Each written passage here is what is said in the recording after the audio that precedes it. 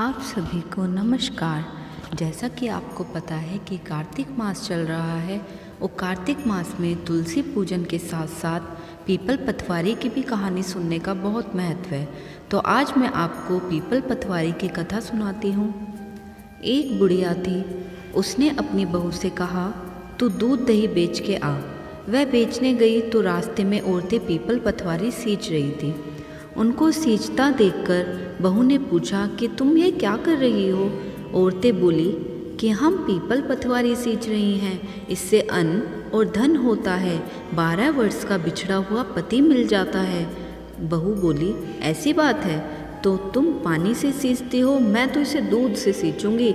गुजरी बहू रोजाना दूध दही बेचने नहीं जाती, वह रोजाना दूध को पीपल में और दही पतवारी में सींचती। साथ दूध दही का दाम मांगती तो वह कह देती, महीना पूरा हो जाने पर ला कर दूंगी। कार्तिक का महीना पूरा हो गया। पूर्णिमा के दिन बहू पीपल पतवारी के पास जाकर बैठ गई। पतवारी ने पूछा, तुम मेरे पास क्यों बैठ गई। बहू बोली कि सासू दूध दही का दाम मांगेगी। पीपल पतवारी बोली कि मेरे पास क्या दाम रखा है, यह भरा डिंडा पान पतूरा, इसको ले जा। बहू ने वही ले जाकर कोठरी में रख दिया और डर के मारे कपड़ा ओढ़कर सो गई। सासू बोली, पैसे लाई बहू। बहू बोली, कोठरी में रखे हैं माँ जी। सासू ने कोठरी खोल के देखी तो देखा हीरे मोती जगमगा रहे हैं। सासू बोली, बहू इतना धन कहाँ से लाई। बहू ने आकर देखा तो सच्ची में ही धन भरा हुआ था। बहू ने सास को सारी बात बता दी। सास ने कहा, अब की कार्तिक में मैं भी पतवारी सींचूंगी। कार्तिक आया। सास दूध दही तो बेच आती, लेकिन हांडी धोकर पीपल पतवारी में चढ़ा देती।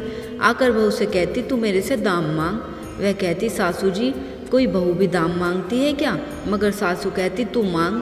बहू बोली, सासू जी पैसे ले आओ। तो सास पीपल पतवारी के पास जाकर बैठ गई। पीपल पतवारी ने सास को पान पतूरा भरा डिंडा दे दिया। उसने ले जाकर कोठरी में रख दिया। बहू ने खोलकर देखा तो उसमें कीड़े मकोड़े बिलबिला रहे थे। बहू ने कहा, सासू जी यह क्या है।